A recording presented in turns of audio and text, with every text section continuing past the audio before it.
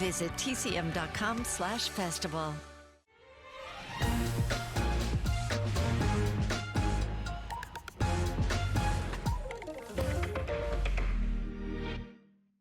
Hi, I'm Dave Karger. Welcome back to TCM as we continue our tribute to Claudia Cardinale. In the early 1960s, Cardinale broke through as one of the most popular stars in Italian films, and she continued to work steadily for the next 6 decades. She gave her final screen performance in 2022 and passed away last September at 87. Up next is a movie that came 3 decades into Claudia Cardinale's career, and it gave her the chance to work with the audacious and visionary German filmmaker Werner Herzog. From 1982, it's Fitzcarraldo. The inspiration for the film came from a true story about a Peruvian rubber baron named Carlos Fitzcarraldo, who in the 1890s managed to move a steamship through the Amazon on land in order to reach an area of the jungle that was thought to be inaccessible.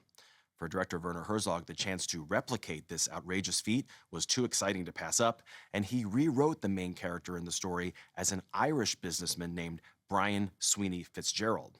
He lives in Peru, where the locals call him Fitzcarraldo, and he dreams of opening an opera house and bringing opera to the natives. But he needs money, and he plans to get it by harvesting rubber in a remote part of the Amazon basin. Claudia Cardinale plays the owner of a brothel who gives him enough money to buy a ship, and he proceeds to attempt the impossible, carting his ship through the jungle, including over a small mountain. Originally, the movie was supposed to reunite Claudia Cardinale with Jason Robards, who had been her co-star in Sergio Leone's Once Upon a Time in the West. The cast also originally included Mick Jagger playing Robards' sidekick, but the production turned out to be so treacherous and time-consuming that both men had to leave halfway through. The Mick Jagger character was removed from the story, and Jason Robards was replaced by Klaus Kinski. As you're watching, keep in mind that everything in the film was shot on location without any special effects. I'll talk more about the famously troubled production after the movie. From 1982, this is Fitzcarraldo.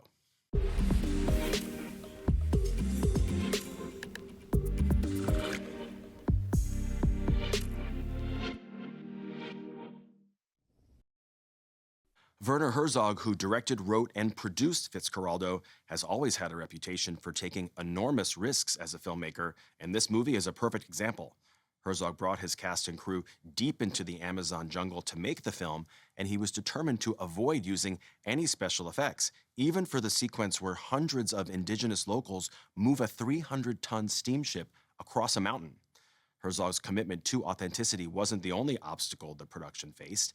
Halfway through shooting, the original star of the film, Jason Robards, became seriously ill, and his doctors advised him not to return to work in the jungle. He was replaced by Klaus Kinski, who had starred in several of Herzog's earlier films but was notoriously difficult to work with. The production ultimately dragged on for years, and the ordeal was chronicled in a 1982 documentary directed by Les Blank called Burden of Dreams.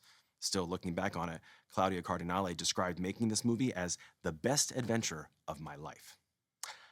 Up next, Cardinale stars opposite Marcello Mastroianni in an Oscar-winning 1963 film directed by Federico Fellini.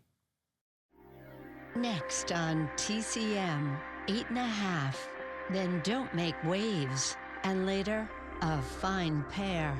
We're not shy with Claudia tonight.